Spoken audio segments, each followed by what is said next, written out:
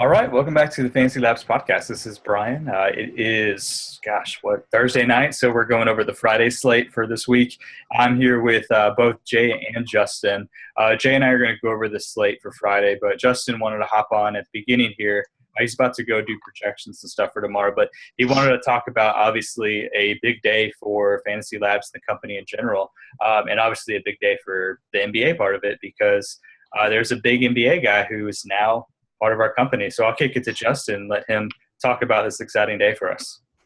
Yeah, if you haven't heard, we added Mark Cuban to our team as an investor. Really big day for us, and we've had interest, in investors coming in prior, but we're just kind of waiting for the right guy to come along. I think Mark was perfect. His experience in sports, his experience with building up companies, and obviously his experience with analytics, especially, and his ability to enhance what we can do. Especially expanding what we can offer you guys, adding sports, esports to down the line is really huge for us. And I think, most importantly, my biggest takeaway from this is just how big this was for the industry as a whole. There's just been so much negativity going on, New York Times being a big part of it. And it kind of felt like, it was the hits would keep on coming and it was kind of snowballing a little bit. So it's really good for us all to have Cuban on the industry side. For him to have faith in the long-term prospects is really encouraging. It definitely gives us a bit of a boost and some, the industry as a whole, kind of a morale lift. So I'm really excited for that. And also, really speaks to how really great the team that we've established has been from top to bottom. I know we've been a startup just a couple of months now, and we've just had really, really great guys involved. Especially at the top with Bales and Pete, and then down on with great writers, Bryan, Bill, Jay. Just really great team that we put together so far, and I'm really happy with where it's gone and where what's coming ahead. So yeah, what's new for the future? All that'll change. We'll still have the same feel, quality over quantity. Obviously, we'll just make sure to take our time with things, but we'll just be able to develop things and add features a little bit quicker now that we have some resources at our disposal. What'll change is that, Jay's lineups on DraftKings will come preloaded with JJ Barea now. That's part of our agreement. Right.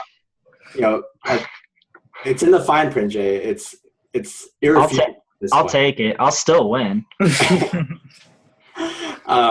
But yeah, for the most part, they'll just be, the three of us on these pods, kicking it around, talking nonsense, and giving you guys the goodness on the regular. So just really excited for that. And I'll kick it back to Bryan and Jay to take this pod home and preview Friday slate. Yeah, thanks. So we'll jump in, but I do want to reiterate how excited we are to have Mark on. Obviously, he's a big name and is respected a lot in really just kind of all areas of life, no matter what he invests in.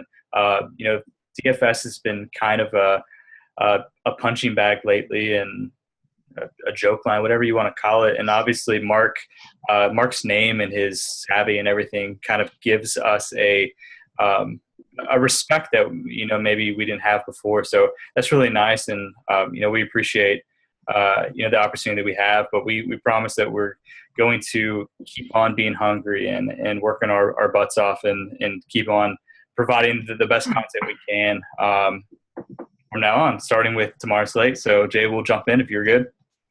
Yeah, I'm good. I'm hungry. I got to eat too.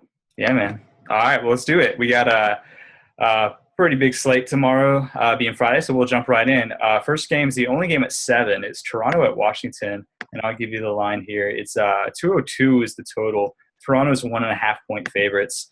So I'll kick to you, Jay, for injuries. I mean, there's a couple with Damari Carroll and some other guys, and then maybe some of your favorite plays for the game. Yeah, I just want to start out with this game. I haven't really brought this up on the pod at all, but Bryan just mentioned that this is the only 7 o'clock game. So what I like to do on these slates, for you guys that play both sites, is I focus a lot more on my FanDuel team leading up to this point, knowing that I have kind of an extra 30 minutes to, if you're not going anyone in this game, you can lock your lineup in with just guys that aren't in this game and not stress about it come up to lock time for FanDuel. So I find myself doing that often, and this is pretty much an ideal spot to give yourself kind of an extra 30 minutes there to not really focus, especially on a big slate like this with a lot of late news coming out. So you don't have to fade the game, but if you're going some of this game, you lock him in, and then that's it. If you're only playing one guy, you just lock him in, put a dummy lineup, whatever you want to do for the rest. And lock him into a position, right? Yeah, of course. You don't want to lock James Johnson. Well, you don't want to lock James Johnson in anyways. But, lock him into the small forward spot if you're going to go in and stuff. But, yeah, so I'll break in. So we got Damari Carroll is going to be out for quite some time, I think. It's definitely not good news. So he's out with a knee injury. So we've seen James Johnson pick up that spot start, and we've seen his floor and his volatility, and he's not really a strong option here. I think you can have some tournament exposure to him, but it's kind of tough to consider his ceiling when you have Patrick Patterson who can play, you have Terrence Ross. So, and he's not insured to start or even log heavy minutes really. I anticipate him starting in this game still, but I'm not expecting a big line or anything from him. And then Anthony Bennett actually might play in this game. I know. Yeah, Casey kind of wants to get him some minutes, assuming he's healthy enough to play. So they should. I guess. I'm not a fan personally, but so that's another body there. But we'll wait and see if he's ready to go. And obviously, if he does play, it'll be very limited minutes. So, and then the Wizards side, we got Beal is out. Allen Anderson didn't practice. We can assume he's out. Humphreys didn't practice. I think we can assume he's out. Wall didn't practice Thursday, but that was just a day off rest. It's normal, so you can fully expect him to play in that one. And Drew Gooden said he's going to be available to play, and if he's available, we can assume he'll play. So with that calf injury, that he'll probably re-injure in the first quarter. As far as play, let's go to Toronto side. I think this is a nice total, 202, and some of these Washington guys are logging, or Toronto guys are logging pretty heavy minutes. Lowry's kind of back in that groove, so I think he's an option you can consider in cash. So Valanciunas went for 22 and 11. He was the one guy that I was actually going to ask your thoughts on because I think a lot of that was tied to the fact that he finally got up to 30 minutes, which I know that they've been slowly bringing him on. But really the question for me, whether I think he's interested in the slate is that going to happen again, or whether that was just kind of, game flow, the fact that he was playing well, that Casey kept him in against a Brooklyn team that's obviously not very good. Do you think he can get up to 30 minutes again? Because if so, I think he's playable. Obviously, at 5'5", against Marcin Gortat, I don't think it's an amazing spot if we know he's going to get under 30. Yeah, it's not like an incredible spot against Gortat, considering Val, he's not very mobile, so he's kind of around the rim the whole time. But he will have he'll have solid rebound numbers, I think, here. And he was playing well. We got to remember that this was a hand injury, so it's not like he was out of shape or anything coming back from this injury. He's still conditioning. It was just his hand. So he's looked good when he's been back, and first time he got 30. I still think he jumped up to 5,500. He was 5,100, and I like him. I think he's a sneaky player, and I definitely think he'll be very under-owned, but you still have Biyombo there. There's no need to really push Val's minutes too heavy. So while I think he can play 30, I think it's more realistic to kind of put him in that 25 to 28 range. Yeah.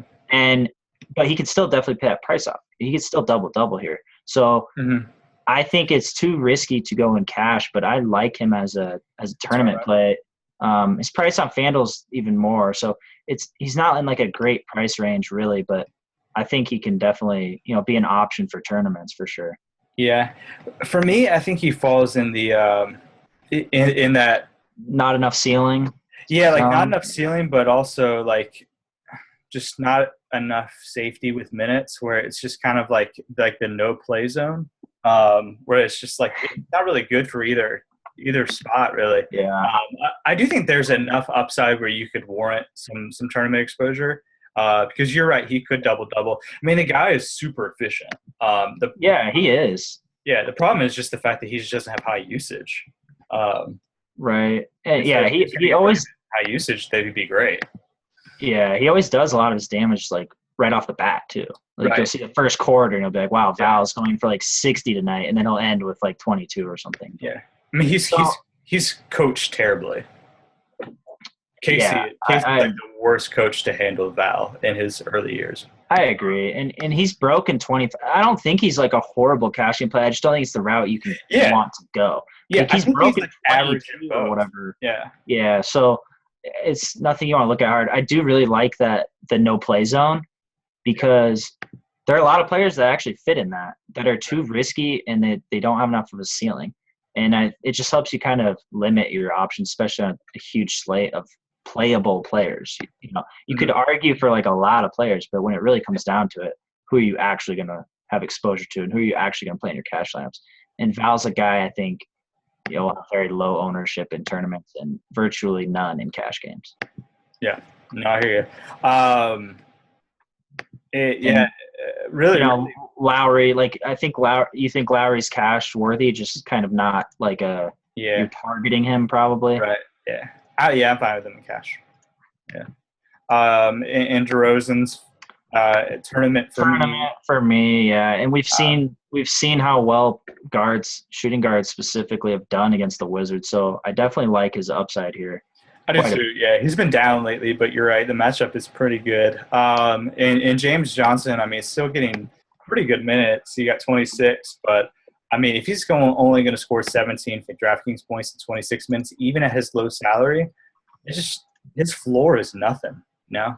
Like his floor is like 2 fantasy points. There's no need to go that route. And and like he's another guy for me. Like even in the even with the low salary, he's kind of in a no play zone.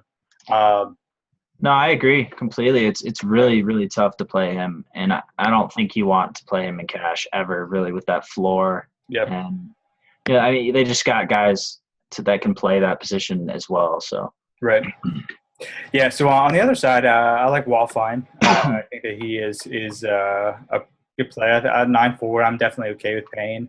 I really, really like Gortat in the spot. He's at 6.8 on DK. Down from where he was at 7K before having kind of 2 subpar games. But again, like I think sometimes if we look at game logs, like his last 2 games are against Cleveland and Miami, which probably is the worst 2 spots you could be in as a center, right? So I think that this is kind of a potential like really good bounce spot for him. I don't think that Toronto's a bad matchup, especially Val. Biyombo is a worse matchup, but also you're going to get him at lower ownership and a lower price because of kind of a recency bias. Yeah, I agree. He pays off his price really often. He's very consistent. He's a guy that does have a high floor with how many minutes he's been going lately. So I think he's definitely pretty safe here. And I don't think he's the best option at center, but I think, 6,800 now, I think he's a really good one for sure.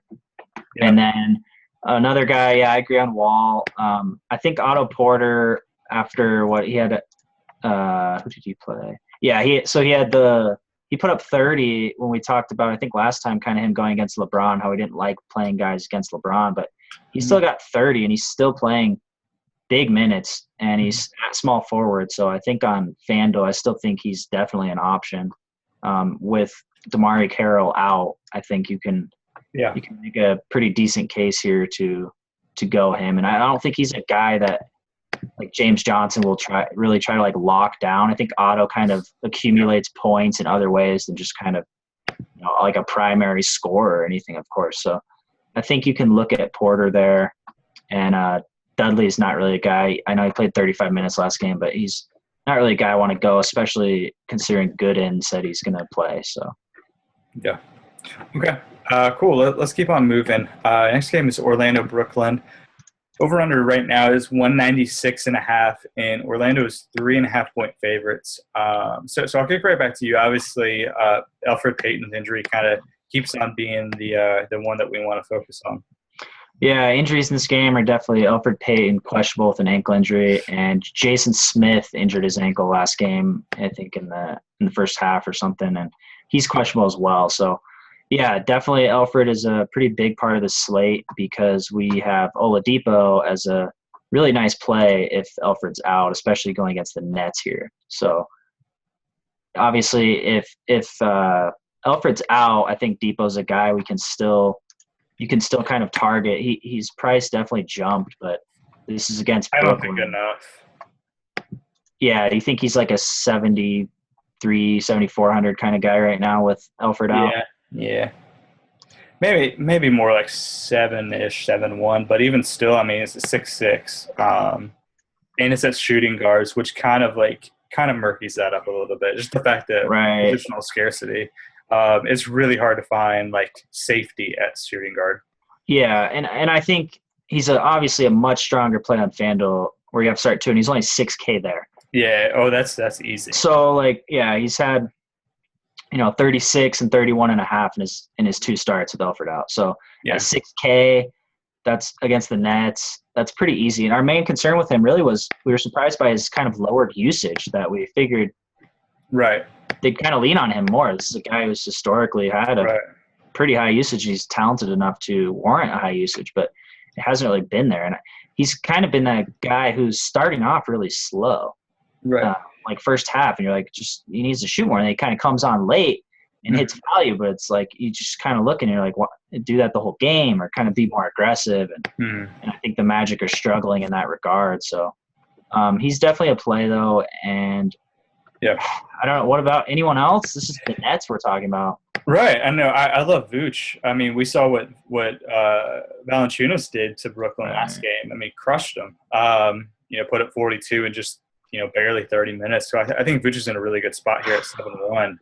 I do too. I think people will definitely look at his game log, and the last 3, even the last 4, have been really real bad, disappointing. So it's tough with Skiles. Kind of the way he is right now with that rotation, and just kind of he'll pull these guys like 2 minutes into a quarter if he thinks they're slacking on defense or whatnot. So there is definitely risk there, and I think it is enough for me to be off in cash. Not go Vooch in cash. Even though overall I do like I love this matchup for him at center. So I think he's really strong. Really strong tournament play.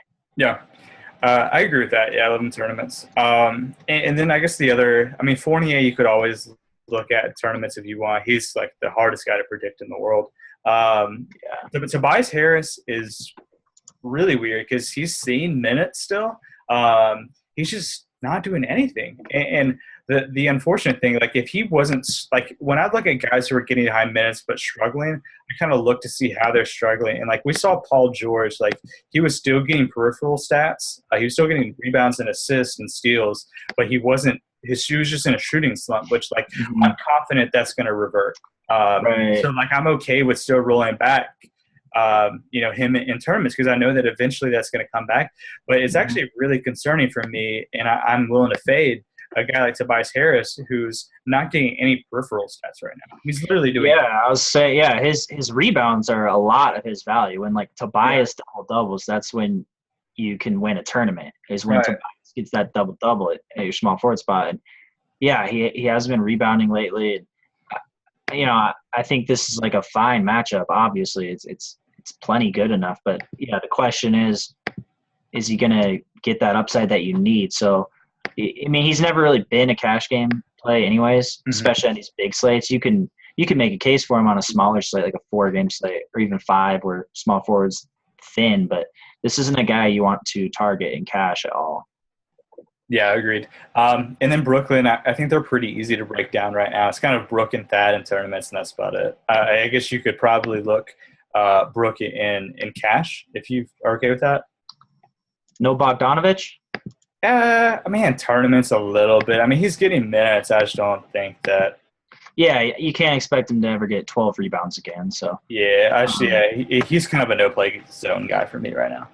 So what about like Thad and Brook Lopez in cash? Are you on them in cash? Brooke, I am. Thad, no. And even still, I'm okay with Brooke in cash. I think there are some other center guys here that I would prefer a little bit more in this slate. Yeah, Brooks a guy you want to go on DraftKings. He's 7,900. He's 8,700 on FanDuel. I think that's a little too high for me. But I mean, DraftKings, that's definitely pretty strong. I like him at that price. He's $600 more than any other center on the entire slate on DraftKings. On DraftKings? Yeah. Really? Oh yeah. Wow. He's the highest price by $600. What a horrible center night. This is like really rare because normally it's loaded. Right. But I mean, like you have like we just talked about, like I don't mind Vooch, I don't mind Gortat. I'd pay the extra $800 to go to Brook on DraftKings. Yeah, that's probably fair. And I guess we'll kind of get to these other guys. Right. Regardless, he's seen a uptick in usage and he's playing really well. So yeah. Let me. Can I jump right in here? And, because I'm doing Brooklyn right now. What I love about Brook Lopez especially is the minute security. Even in blowout, even in a 17-point loss the other day, he played 40 and a half minutes. He's played 37 minutes in 4 straight games, like 37, 38, 39, and like 40 plus.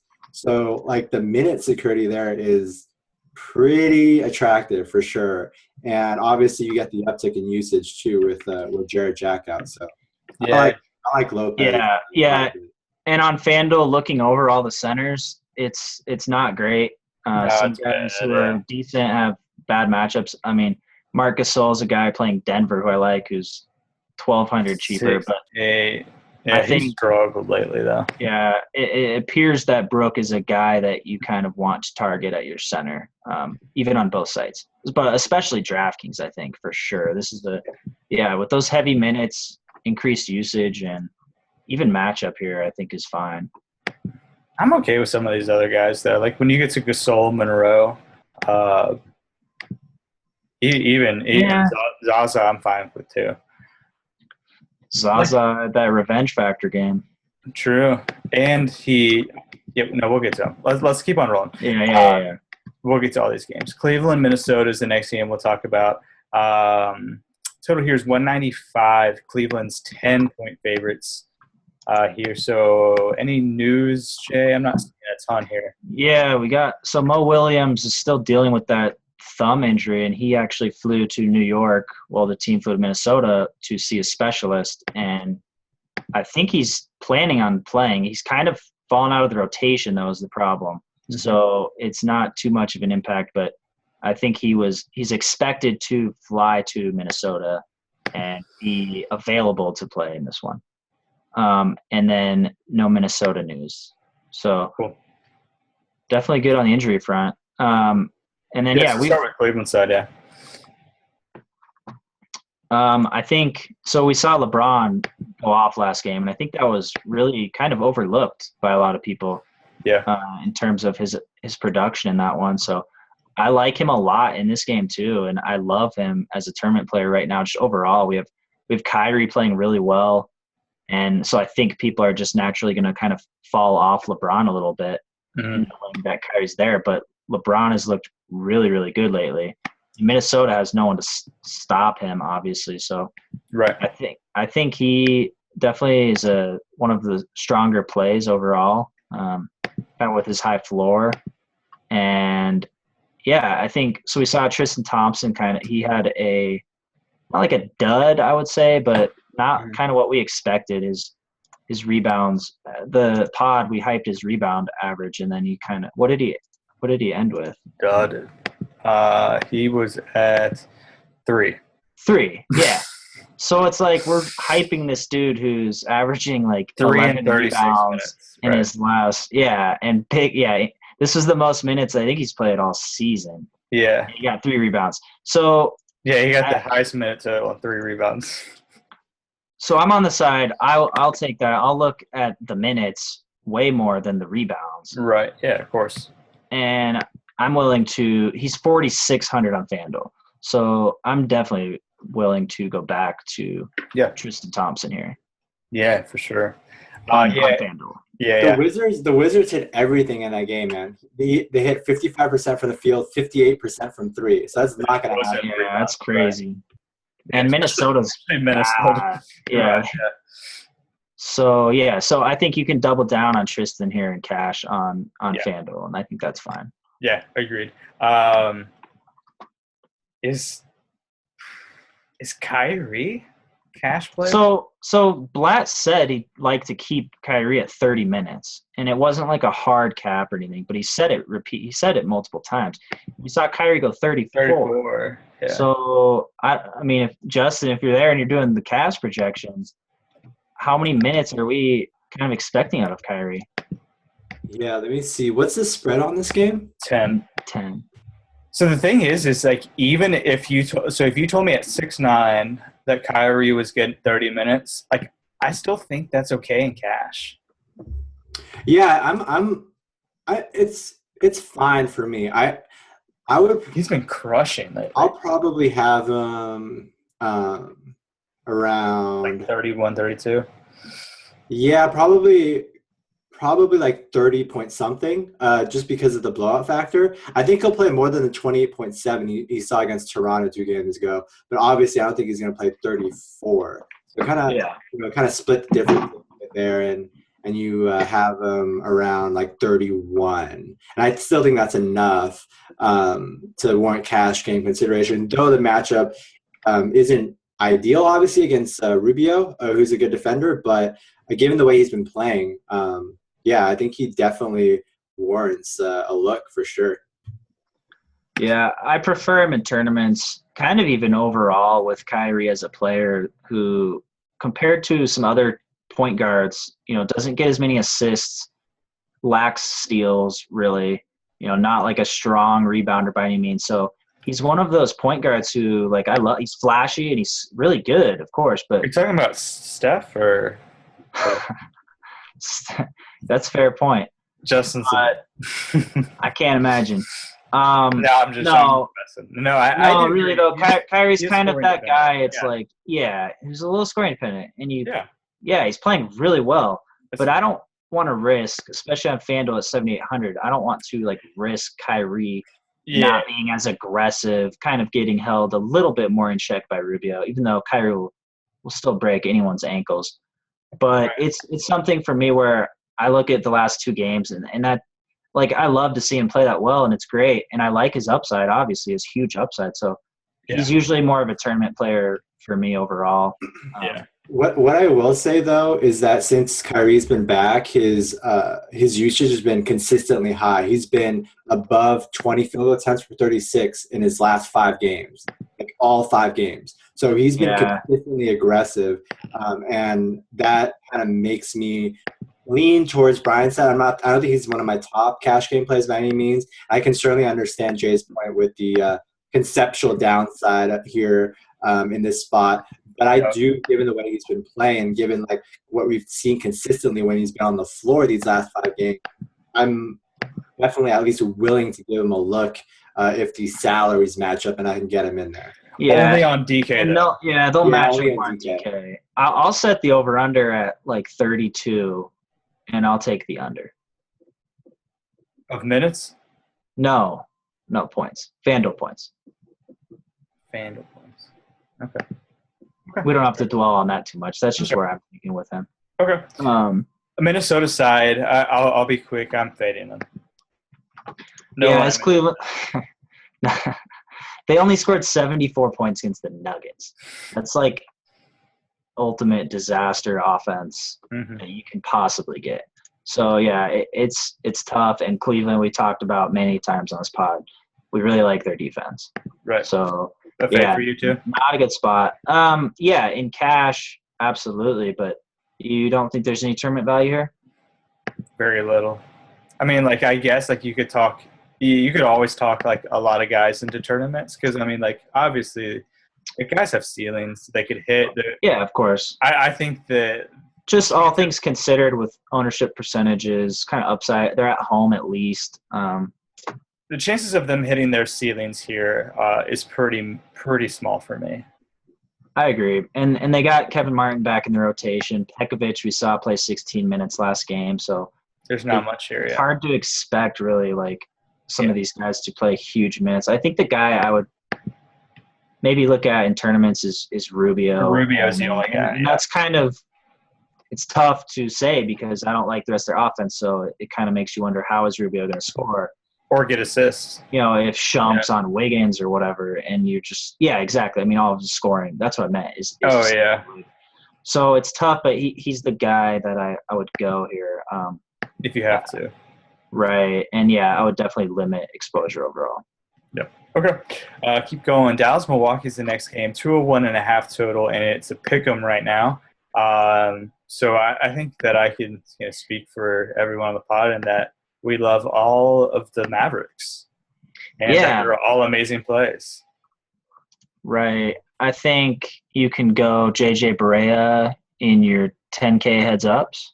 Absolutely. Yeah. I think stack the Mavericks team altogether. I think if you can play – so, yeah, you can only play 4. So which 4 would you stack?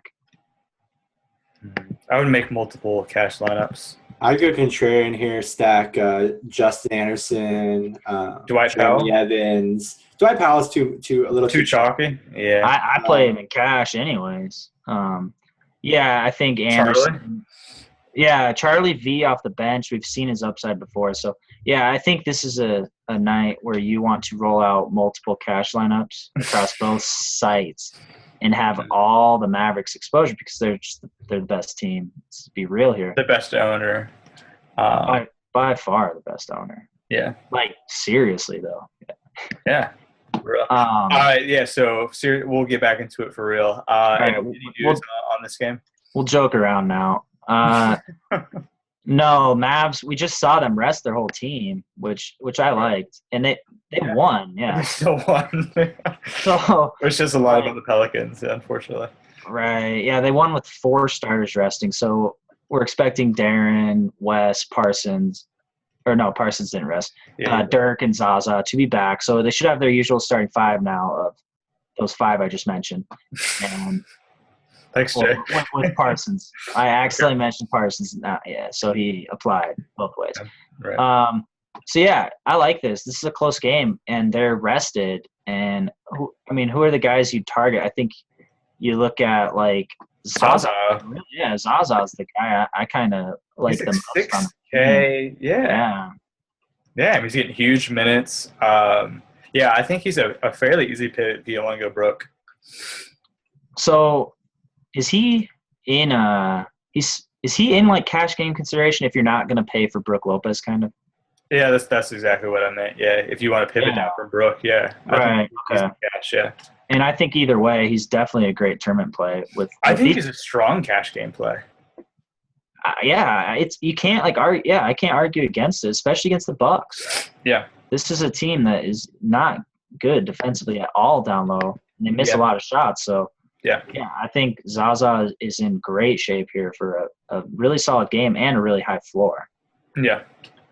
As far as the rest, we kind of go back to the Dallas kind of being deep and having a lot of bodies and I'm not super on anyone else really in cash or tournaments. I think some people will be on Darren, and it's a fairly easy fade for me because if you look at his box, like the last game was 43 minutes against Sacramento, he put up 37 DK points, but it was in a double OT game, which I don't think he started that game, right? Versus Sacramento, he did. Yeah, he did start. But he was in kind of an inflated box score because of OT, and before that, they had been keeping his minutes lower. So I don't think you should chase that by any means. And so that's really it for me. Zaza's the guy, and I'm not going to look too hard at the rest of them, to be honest. Yeah, I think some people might be on Parsons just kind of looking at how well he played last game, but that's without 4 starters. So Right. All the kind of usage. backed into that situation. So yeah, I think Zaza's the guy you kind of want to have exposure to, whether it's cash or tournament here. Yeah. Milwaukee, any guys you on? So Jared Bayless is doubtful with his ankle injury. So we go back to Michael Carter-Williams. Man, I love MCW here. Yeah, my boy, man. I've had to argue for him a few times. No, I'm on board right now. Yeah. Yeah. So, and then, these Bucks guys are playing huge minutes. Yeah. And crushing right now. Yeah, we saw 4 of their starters play. Like Jabari played 34 and Monroe 29, but we're seeing these wing guys and guards with Bayless out. MC Dub played 37 minutes. Middleton's been shooting out of his mind. Giannis is always more of a kind of tournament play for me, but I think you can definitely look at Michael Carter-Williams here in both formats. Yeah, and I don't mind Middleton either. Yeah, Middleton has been playing really well. Yeah, MCW and Middleton I think are fine in cash for me. I really like Giannis and Monroe and Jabari in tournaments. I don't think there's enough safety for any of those guys to go cash. But I think they're really in their entire starting 5 is playable tomorrow. I agree. With the top 2 being cash and the bottom 3 being tournaments. Yep, completely agree. But other than that, I wouldn't go bench guys here. Well, there's one guy, but you don't have to go on. Yeah, I mean JOB's always in play. Right. Denver Memphis is the next game we'll hit on. No line here. Yeah, I'm assuming it's due to Conley, even though he's doubtful. So, which is great for us because it opens up Chalmers. And there's also – so I'll do the Nuggets real quick first. So, sure. Moutier is questionable. We've seen him be questionable, I think, quite a few times lately where he's kind of doubtful and then he goes questionable and then he just doesn't play. So they're taking their time with him, which makes sense. They're holding him out. He'll come off the bench if he does play. So, really, with the way we're off Jameer now, this won't affect too much. And the way Barton's minutes have decreased, you can't go – we're not on Barton anymore in terms of him going 36 minutes off the bench. It's just not happening right now. And his price is still too high, yeah. Right. So, you're not looking at these guys. So, really for me, it's Gallo's difficult matchup, of course. So, he's kind of the guy you count on for minutes here. And the matchup doesn't really go with the minutes, so you're not looking at him too hard. You guys really are Nurkic, my boy, in tournaments for sure. Yeah. A huge game in only 22 minutes last time. I like to think that he has a possibility of starting. It might not be this game, but kind of in the near future, I can definitely see him gravitate towards him starting. He's the better defender of the two, and they might need him a little bit more in this game. So I think he's a fine tournament play.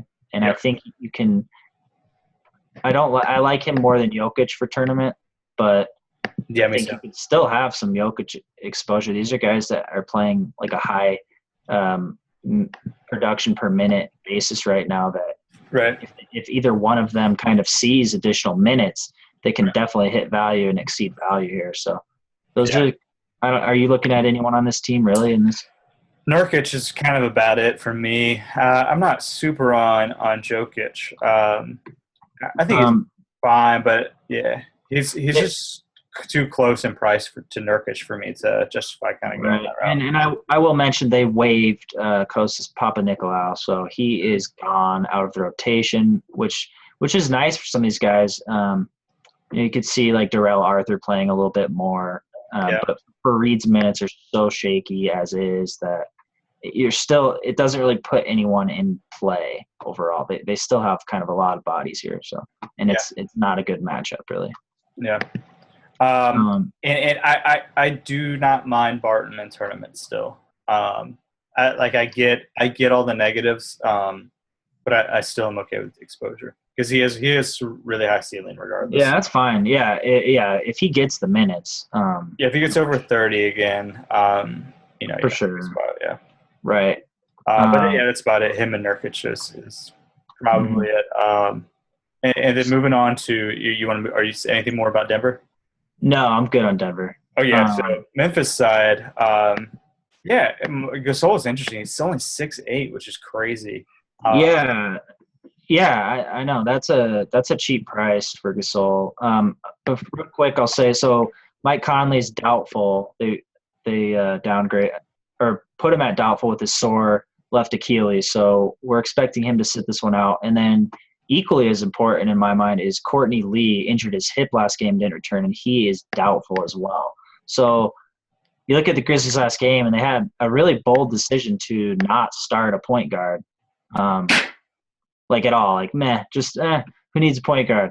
We'll start Courtney Lee, Tony Allen, like absurd. But we saw Chalmers play heavy minutes, and Chalmers' usage was high, obviously. So he's a guy I think you're targeting on. Yeah, he's 4,600 on DraftKings. So assuming Conley's out playing the Nuggets, Easy. this is a guy who will be like 80% Super owned, yeah. in cash, which he should be. So. Yes. Yeah, super For Mario. me, Yeah. I think you kind of throw him in your lineup first. Yep. Personally, Mhm. just put him in there, Yep. and he's kind of that guy that saves you money. Yep. And with Conley and Lee, if they're assuming they're both out, which we can because they're doubtful, Chalmers is playing huge minutes here. Yep. Really, really, really, really heavy minutes. So his floor, this is a guy, Chalmers, he's not like a Frazier type guy or a Shane Larkin guy where we're like, oh, starting point guards, I'm going to consider their backup. This is a point guard now where it's like, okay, Conley and Lee are out.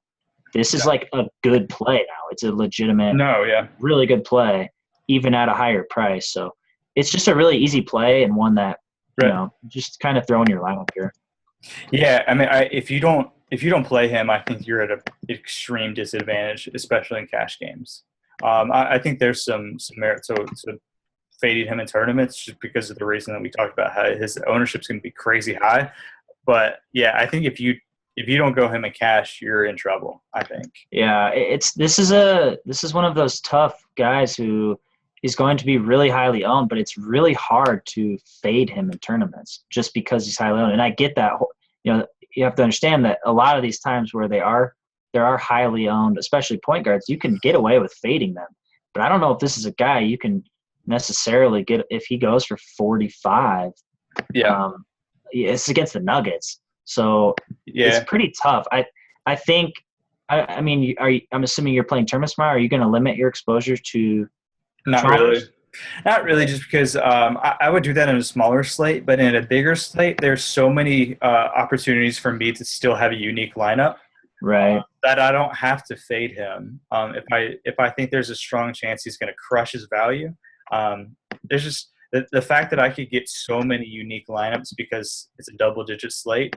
It really means that I don't have to really limit my exposure to him. So I'll probably be pretty heavy on him as well. And I agree. And I like that on DraftKings going him heavier. FanDuel, I think you can make a case. I think you can kind of be unique by playing 2 point guards. Like we have guys who are you have Curry, you have Wall, you have Westbrook, you have Lowry, you have Lillard, you have Kyrie. Like we have a lot of these kind of top price point guards that I think to be contrarian for sure.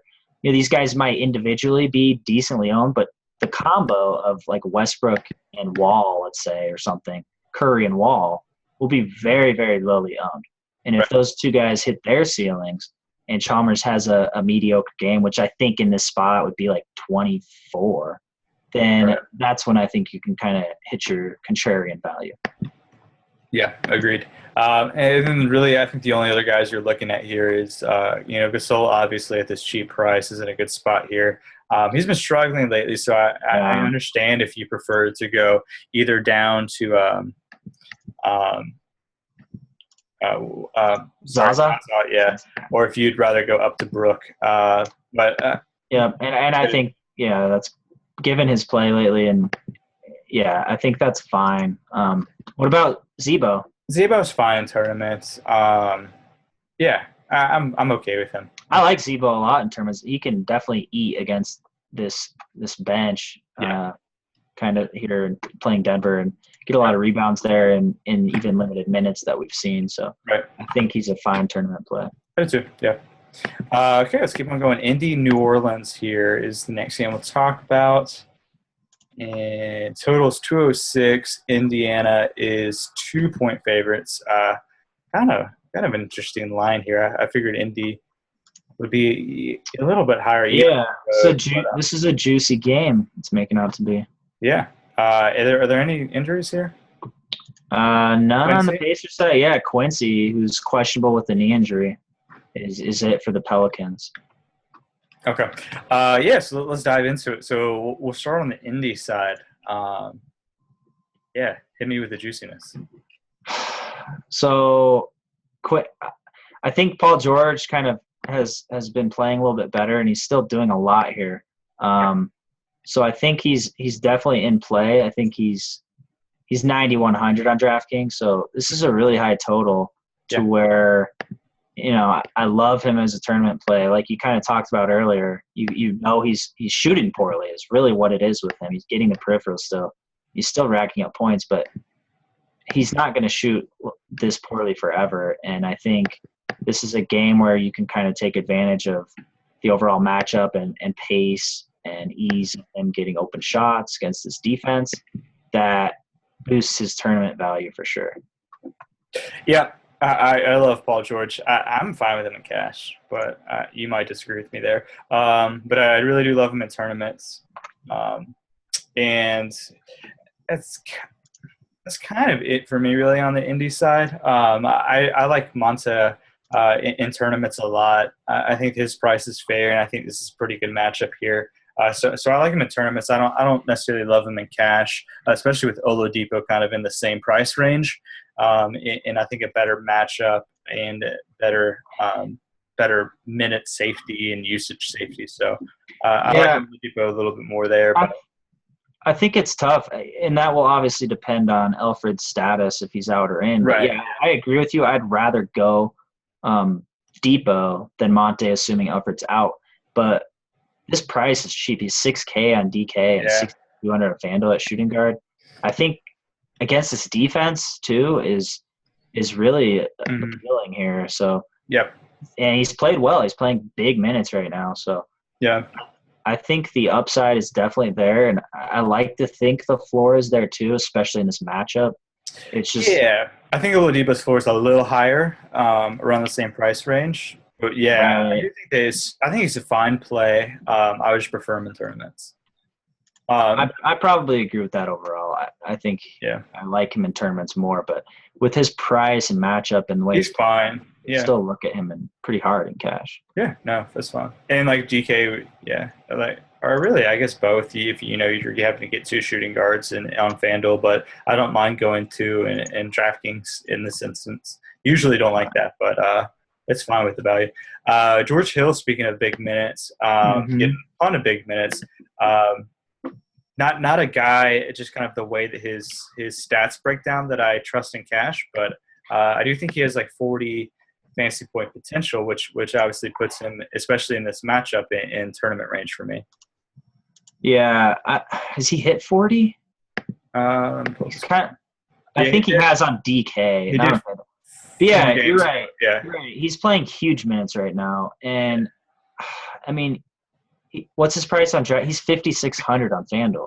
He's 53 on DK. Yeah, that's absurd. So these minutes, I like his floor, but yeah, you're right. The upside is kind of unstable in a way that this is Paul George's team pretty much. He's approaching the no-play zone, but I think he's still enough out of it where you could probably be okay. Yeah, I mean, I think he makes a case in both formats with his cheap price for cash in this matchup, but not the upside you hope for consistently. Yeah. What about Mahimi? No. Yeah, no. Easy. No. Yeah, no, that's fine. I can't go a pod with the Pacers without mentioning talking about Jordan Hill. Yeah, of course. So, all right, have your 30 seconds. I think depending on how many lineups. Well, if he played 40 minutes, for our purposes, he would be up there. But I think it's a guy that is – I mean, I've said it so many times. This guy is really overlooked, can double-double off the bench. I think this is a game where he can double-double off the bench. If you're making a lot of lineups, you can have some exposure to him. He's a way to save salary, get a cheap owned player, and have him hit value. If you're playing few lineups, you kind of leave him alone. And that applies to pretty much almost every single time he plays. Cool. All right, let's move to the other side. Brow, huge minutes, getting over 40 in the last couple games, and approached 40 in the one before that. Crushing, getting stats from really everywhere. It's pricey, 10-6, but I mean, what more would you want out of a guy that's that 10-6? I guess. Yeah, those are really good minutes. That's what we like to see, and more importantly, he hasn't been injured in like how many games is he up to? Yeah, he's due. Yeah, I know. Yeah, we don't like to talk about players who are due. I don't like to ever really, but like, I mean, you're playing with fire, playing this fragile of a player when he's been running good. So, but really, I like this matchup. I've enjoyed targeting players against the Pacers front court pretty much all season. I know they're playing their big lineup a lot more now, but because they're playing their big lineup doesn't mean that other bigs aren't having success versus them. You look at a guy like Anthony Davis, and I think he absolutely has, huge upside here. It's supposed to be a really close game. Not that it matters too much because he's been playing huge minutes kind of regardless. Right. Which kind of emphasizes his floor here. So really it's going to come down to if you can reasonably afford him. I wouldn't put him at like the top must play of the slate kind of in terms of production wise.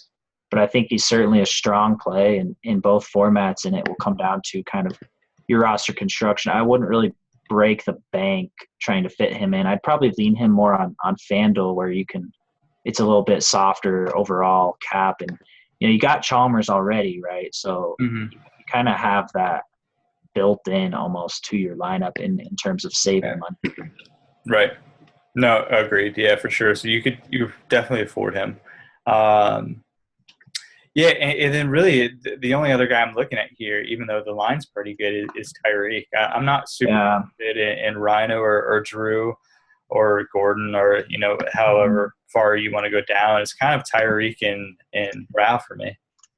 Yeah, no, I'm the same way. Drew's still just seeing his usual 29 minutes or so off the bench, and it just kind of limits his upside knowing that he's not going to go like 36 minutes ever really, unfortunately. And his price isn't where it was earlier this season where he's 4,500 on DK for an extended period of time where you could consistently go him. Right. We're not at that right now. So, yeah, I'm with you. I'm sure you agree we don't love Tyreek's matchup at all. But with this total and implied points for the Pelicans, I think Tyreek definitely deserves some tournament exposure. Yeah, the line kind of indicates that you should. Yeah. Cool. All right, let's keep on moving. New York, San Antonio is the next game we'll hit on. The total is actually a little bit higher than you might think for this game. It is 194.5. San Antonio is 13-point favorite, so most of that is on the San Antonio side. So I'll kick to you for some injuries. I don't think there's a whole lot here as far as injuries go, but it's just on the Spurs side. Tony Parker, I think, is questionable with the sore right hip, and then we got LaMarcus Aldridge, who was held out last game for rest, fully expected to be back in this one. Cool. So go ahead. Yeah, I was just going to say, I mean, you can get the Knicks if you want. Only take a second. Yeah, don't play them. Cool. All right, let's move on to San Antonio. Any guys you're interested in? Is there anyone on the Knicks? No. No, just like if you break down the Knicks, like think about like they're an easy team to break down because there's only 3 guys you're ever interested in. I mean, I guess Rolo included in that. Yeah, Rolo's had a string of pretty solid games here. Yeah, but you're looking at Carmelo, who's getting Kawhi. You're looking at Porzingis, who's not getting any minutes anymore. You're looking at Aflalo, who's getting Danny Green. And you're getting Rolo, who's getting Aldridge / Duncan. So it's just slash Boban, who would eat him up. Yeah, the thing with Rolo, you look through his games, and he's been playing well, but he's been playing big minutes. And the way the Spurs have just been destroying their opponents, it's really, really hard to anticipate big minutes for any starter, really rather any player against the Spurs unless the team is really thin. So, yeah, you look at the minutes with the Knicks are appealing to us. Look, Calderon played 35. Aflalo went for 40. Rolo's breaking 30. Melo, obviously, as usual, big minutes. So it's nice in that regard, but yeah, it's just a brutal. Obviously, they're playing the best defense I've seen in my lifetime. That's one of the best, really, ever. So it just makes for kind of easy fade overall, knowing that. And then you add in the line, like this isn't the Knicks aren't a really strong team, so it's hard to see this game being competitive enough for these guys to even play enough minutes. And then you factor in the matchup. So yeah, it's really easy to write them off. Yeah. And then, kind of keeping it easy, kind of the same way. I'm not really on any of these teams in cash. I think Aldridge would be if it was a little better matchup, but New York's not bad, in their front court. So I think this is an amazing matchup despite good recent play and a good salary. I do think that puts him in a pretty good tournament spot. So I think Aldridge is my favorite tournament play on this team. But I don't think I like any of these guys in cash. But I like Kawhi and Duncan in tournaments. And if I had to rank them, I would put Aldridge, Kawhi, and then Duncan, even though Duncan was the guy last game, though. Yeah. For sure. Yeah. Mm-hmm. Really the last two. Yeah, for sure. And I'm weary. I could see Duncan sitting this one.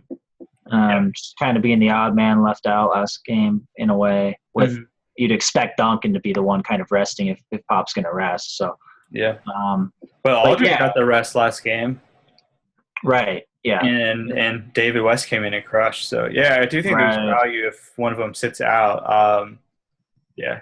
So if Aldridge sits out, it's West. If Duncan sits out, it's Boban. Yeah, Boban for sure. And if no one sits out, it's still Boban. It's no one for cash only. Yeah. Right. But yeah, the Spurs, they're scoring like one. That's why this total's high. The Spurs are scoring 120 points a game. Right. Like, incredible. And they're winning by 25. They build these 30-point leads. Yeah. So we saw last game. I think a decent amount of people were on Kawhi in cash. Yeah. And we saw last game the Spurs just build. What were they up 16 or 17? There's no need for him to do anything. Right. And people would complain and be like, "Well, why did they pull Kawhi?" So they sat Kawhi and Danny Green. Yeah, because they were up 35. Yeah, they got to up 35 without Kawhi. They were up 16, I think, at half. And then they were like, "Okay, we're gonna put Simmons and Kyle Anderson in," and then they build their lead. So it's a really smart way for Popovich to rest his players without sitting them. It's a way to find additional time for them to rest. And that's a fear that we kind of have to have in a lot of these games, because games that have double-digit lines. So this is one of those games that it's really hard at San Antonio. And they play it. So they played last game. They were without Tony Parker and Aldridge, and they still played 13 players. Right. So there's just no value to really look at here. I like the Aldridge tournament play for sure. And if Duncan, assuming he plays, I think you can have tournament exposure too. Mm-hmm. And Kawhi, I think you can have tournament exposure. But like we saw last game, I wouldn't play Kawhi in cash. I wouldn't either. Yeah. It's hard at this point. I don't think anyone is. Aldridge would be the one if you were, but I think there's better plays. I agree. Okay. Miami Phoenix is the next game we'll hit on. 197.5 is the total. Miami is 5-point favorites. So I'll kick to you for injuries. If I think there's a couple here on that. Yeah, we got some. We got the usual Josh McRoberts ruled out with a foot injury. In the last 4 years. Knee injury, yeah. Right. So it's just the same. Just keep that on repeat in your mind when going over this game. And then on the Sun side, we got an interesting development. I'm sure you were sweating was when they started Ronnie Price over Booker, and Ronnie Price actually injured his foot, so he's questionable for this one. And then PJ Tucker got kneed in the thigh, but he actually came back. He played through it, and he is probable for this game, so we can consider him playing. But for the Ronnie Price news, I think that opens up a little bit for Booker here. I love Booker. He's my dude. Yeah, man. Let's get the Heat first. So this is a good spot for these Heat guys, for sure. Overall, playing the Suns. And Justin, what's up? Booker's your dude, huh? I love Booker. Booker's your dude that you compare to Klay Thompson all the time, and you hate the Warriors. Oh no, it was just because of you didn't hear the story. Last night I had a ton of tournament lineups, and I had a lot of Jeremy Lamb, and I got like so sketched out right before lock that he wasn't going to play, so I switched them all out to Booker, and in a lot of my lineups I left like a K, just because I like panicked. And then I told Bryan, Lamb's playing. He's like, oh, great. And then like an hour later, I was on news. I was like, hey, by the way, Booker's on the bench. Yeah. And then Booker crushed off the bench. Yeah. Oh, you're such a luck box. It was such a lucky play. Yeah. But that's what we're all about. That's what makes players like our boy. Nights like that. Yeah, exactly. That's how I have like half my boys. Devin Booker, what we've learned here, Devin Booker, the ultimate tournament player. Yeah. For real. Yeah, he crushed. Yeah, no, I love that. He was fairly highly owned in cash though that night too. Huh. Interesting. I think on FanDuel he's like 3,700. Yeah, he was going to get a lot of minutes because he was going to start for sure. Yeah. All right. Well, before we got interrupted there. Yeah, rudely. So Miami playing Phoenix, I think is in a pretty good spot here. You going back to Bosch's hot play? He kind of continued it even with Whiteside last game. Yeah, I am. I have no reason to not. I mean, he's still 7'9", under 8K. He's still getting high minutes. He is in a good matchup. Mm-hmm. I have no reason not to go Bosch again. Right. Yeah, there's really no reason to knock him. I prefer him with Whiteside out, of course. It doesn't even matter to me. Yeah, I still think he's a great play in this matchup. His price, and he's still playing big minutes here. I think the rest of the guys are more tournament plays for me. Yeah, me too. Yeah. I think you can definitely have a little bit of Wade here for sure. I think you'd want to, especially if, assuming Booker draws that start, kind of Wade going up against that rookie. I think he can definitely do some damage here in a pretty fast-paced game for the Heat. Yeah, relative to what they're used to playing at. No, yeah, I do like the Wade call a lot. I like him a lot in tournaments. I think he's got a really high ceiling here. I like Whiteside too. I was gonna say with Knight and Booker, I think that's an opportunity for Whiteside to have a block party. Yeah, I agree. I think that he could rack up steals and blocks, and those are always good because you get a bunch of those, and it's a good tournament value. I'm not really on Dragic or any of these other guys tomorrow. No, not too much. It's pretty much the guys we just highlighted. Yeah.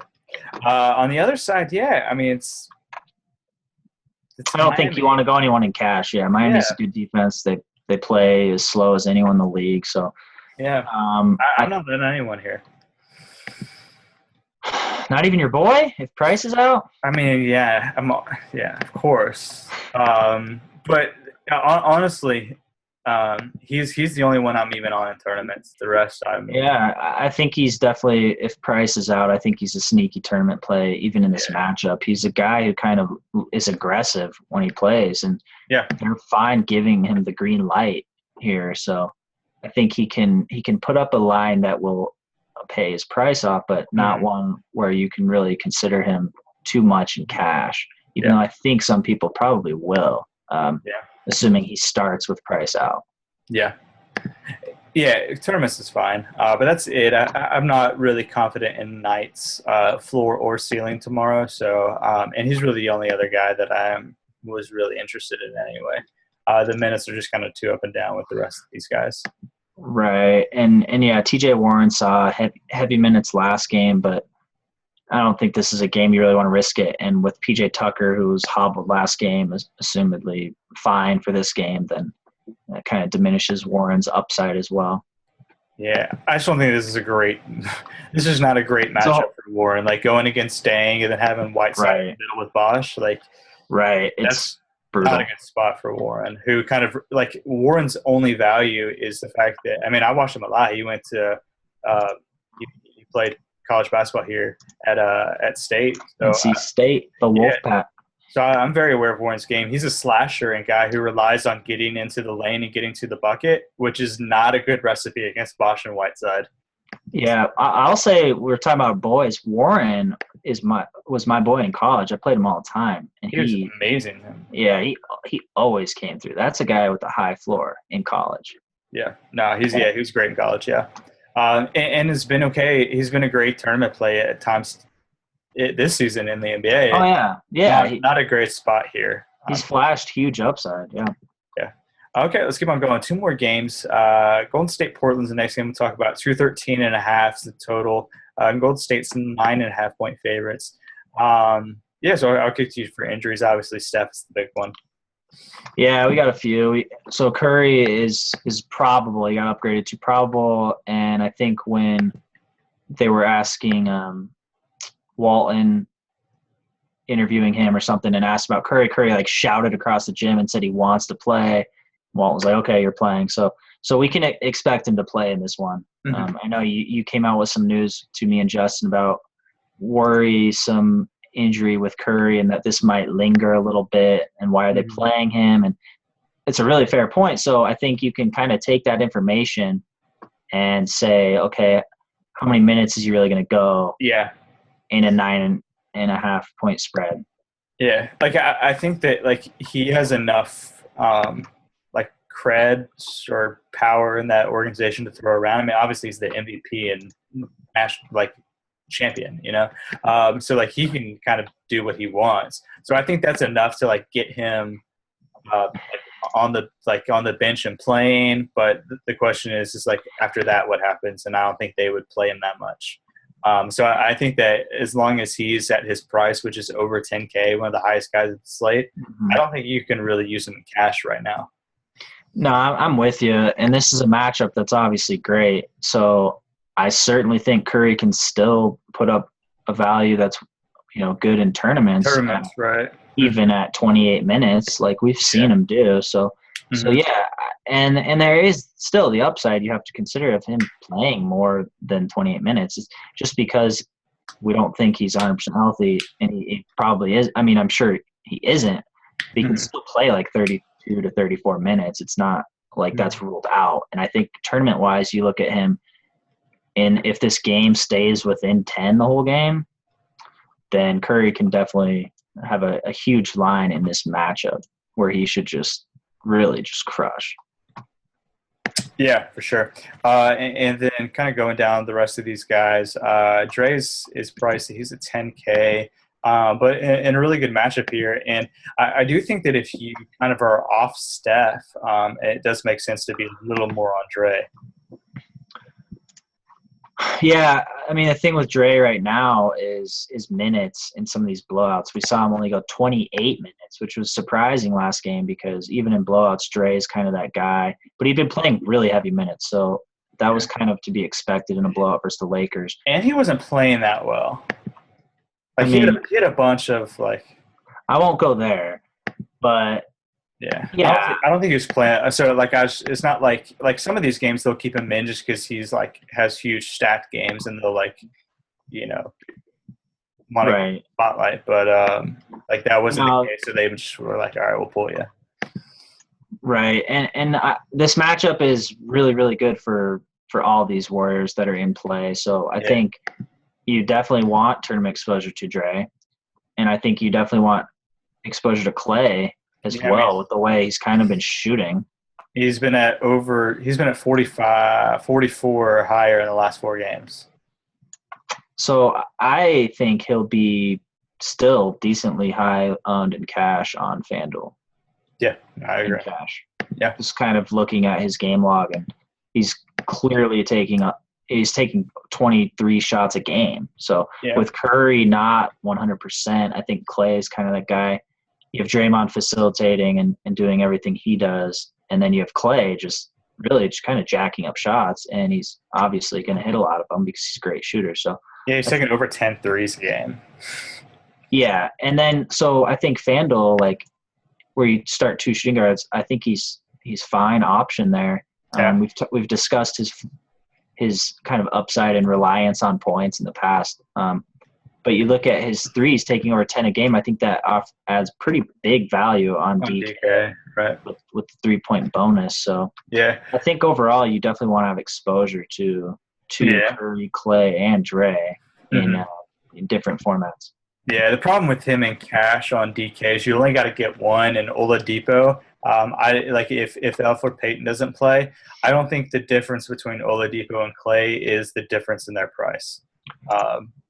So yeah, I don't think it is either.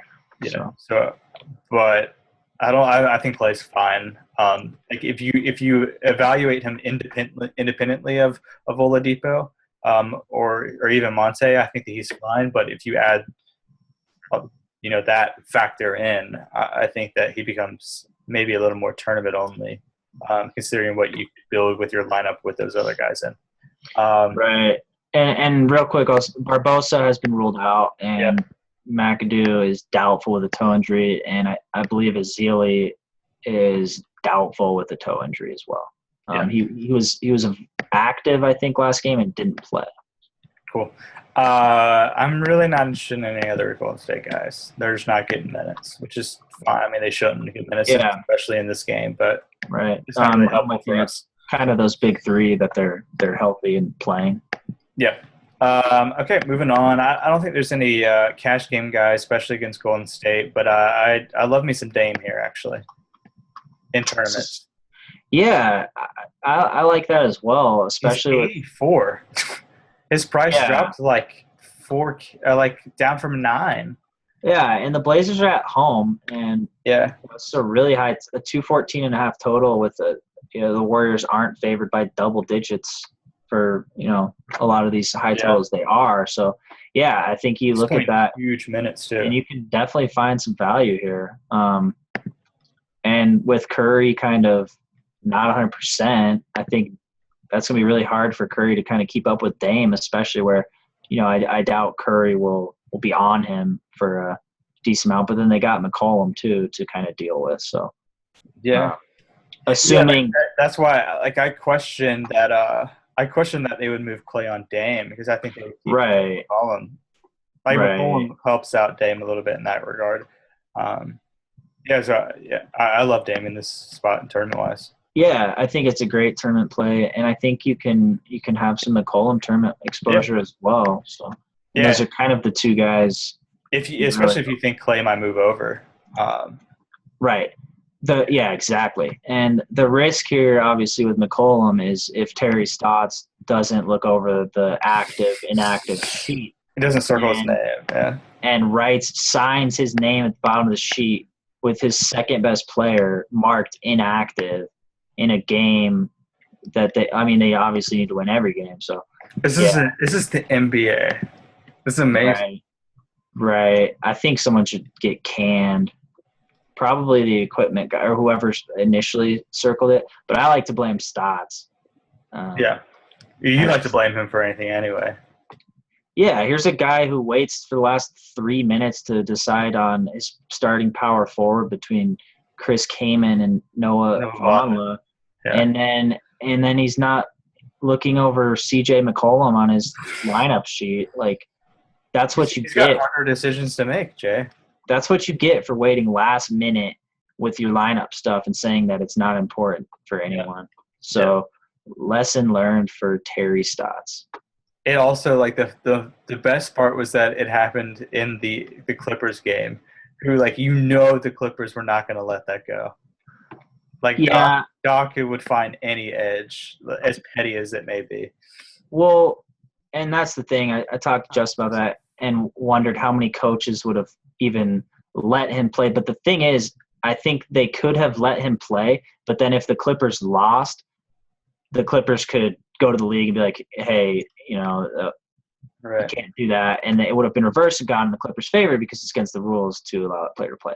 So I think he could have played, but then it would have been like an exhibition game almost in that there was no upside for the Blazers really. I'd be pissed if Walton or Kerr said allowed CJ to play. Honestly, it's the NBA, man. There are no gimmies. Right.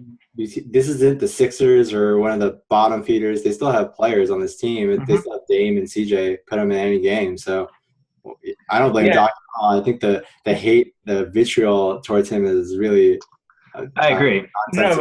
No, but the problem is that it wasn't McCollum who like messed up. Yet it was him that doesn't get to play and get stats and get to like participate in his livelihood. But that's not Doc's fault. No, I agree. I'm just saying that like I don't think another team would have caught it like that. I think every single team would not let McCollum play. Yeah. Oh, because I thought they didn't let him play because the same thing had happened to the Clippers 2 years ago, and they remembered it. I mean, I had to sit through all these tweets and read all the beat guys. Yeah. Even 8 minutes into the game, have no idea what the rules are, like at all. They're like, we can't rule him out if he doesn't check in for Dame at the 2-minute mark or something. Yes, CJ can play, but he'll only get a technical. Except then it's like, well, yeah. So and then like, anybody knows the rules. And then even later it came out like, Doc could have let him play. And then even later it came out like if Doc let him play, they would have forfeited the game or they couldn't win or it's against the rules. And then even if he let him play and they're all cool with it and the Clippers lost, they could go to the league and be like, hey. Well, I read that they went to the league. Well, the guy was there for who kind of has a role in those decisions, and he talked to both coaches during it. And I believe that's when they asked Doc, but I still think regardless the Portland was in a lose-lose situation. Yeah, because that's what I read is that Doc was like, hey, the same thing happened to us 2 years ago, and the league ruled him ineligible and we couldn't play him. So that's what should happen right now. Do you think that was Doc covering up? You think like Austin Rivers signed the sheet and like marked Chris Paul inactive or something? I do, yeah. That's a conspiracy theory. Yeah, I believe it though, with all my heart. I do too, and Doc would be the other coach to have that mistake. Either way, that won't affect this game we're talking about. So. No, man, let's move on from this game because I don't think. No, real quick. So, Jake. All right. I got another Jordan Hill. You gotta take. So this is another guy. He's similar to Jordan Hill. Yeah, Ed Davis double 24 minutes. You love these dudes. Absolutely, yeah. They're big men with high usage off the bench, and if they get solid enough minutes, they hugely pay off their price. So we saw it last game. Ed Davis double 24 minutes. If you're on the side that this game will be a blowout, Ed gets a little bit more burn here, then yeah, absolutely. I think he can get some points. All right. Speaking of that exact same situation, let's move to Enes Kanter and the OKC Thunder taking on the Lakers. Yeah, and this is a much better situation. Yeah. Total here is 208.5. Huge spread, 14 to the Thunder. Any news here or? No, other than that the Lakers are on a back-to-back and they are playing right now while we're recording in a very high-scoring, very late game. Mm-hmm. So now that we have this information, this could go into overtime too. Let's see, so sorry, I'm just glancing over this. Yeah, this is great. So one quick thing to mention here is D'Angelo Russell just turned his ankle pretty badly. So we have to at least assume that he's at the least questionable. For Friday. He was having a really big game too. It's unfortunate against the Kings. So yeah, we'll start with and then you have Kobe on the back-to-back as well. We'll see how he kind of responds to his sore shoulder that he's been dealing with. And this is a really late game for them to have a back-to-back, especially with Kobe kind of his status.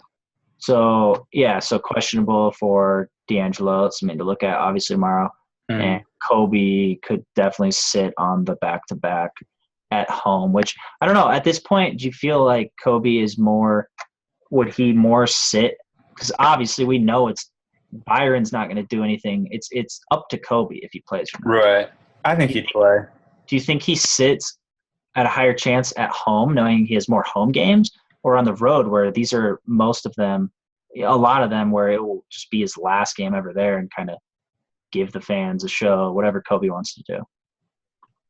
That's good. That's a good question, actually. I think he'd probably. I don't necessarily know if that's a fact. I think he'd probably be more willing to sit on the road, but I'd probably say that too, depending on the arena, I guess. Yeah.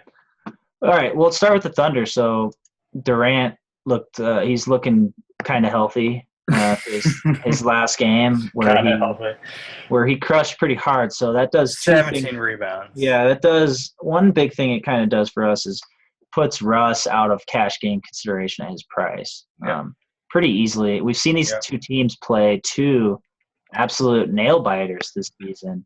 Mm-hmm. I think they won by 35 one game, the Thunder, and then they won by 40 at home. So 35 on the road in LA, 40 at home. So those are two games that do give us a good picture of kind of the gap between these two teams. So knowing that, I think you can fade Durant and Westbrook certainly in cash. I mean, the big line here. Yeah, if you look at the last two games, they played Lakers twice in 4 days back kind of mid-December, and Durant went like 28 minutes in those and didn't hit value as a result. So right. And these two players, Durant and Westbrook, are so efficient when they get easy matchups, and this is the easiest matchup you can possibly get. Yeah, they shoot like 70%. Yeah, for these two guys. Yeah, like Westbrook steal dunk, Durant wide open three. Yeah. Like it's just nonstop. So they're really easy fades, which is kind of nice, not really considering them in cash, because a lot of nights you kind of do want to look at them. Have to, right? So the guy, I'm sure you agree that Enes. I like the most, is Enes Kanter. Yeah. He doubled both times off the bench in these blowouts, and this sets up well for him to do it again. Yeah, I agreed. If you look at – speaking of those last two Lakers games, the first one, he in 23 minutes, so I mean not like crazy high minutes, but had 19 and 14, 43 DraftKings points. In the second game, 22 minutes, so again not high, but 16 and 11, 34 DraftKings points. So, yeah, I mean he's coming in against this awful Lakers bench and crushing. So, yep. I think he's a great tournament play for sure. Yeah, fire him up in tournaments, absolutely. Yeah. Lots of Kanter, I think, at the center position to save money. Yeah, and get some really big upside with a matchup that we like a lot. And I don't know, how much exposure will you have to like Russ or KD in tournaments? Not a lot, to be honest. Yeah, not a lot.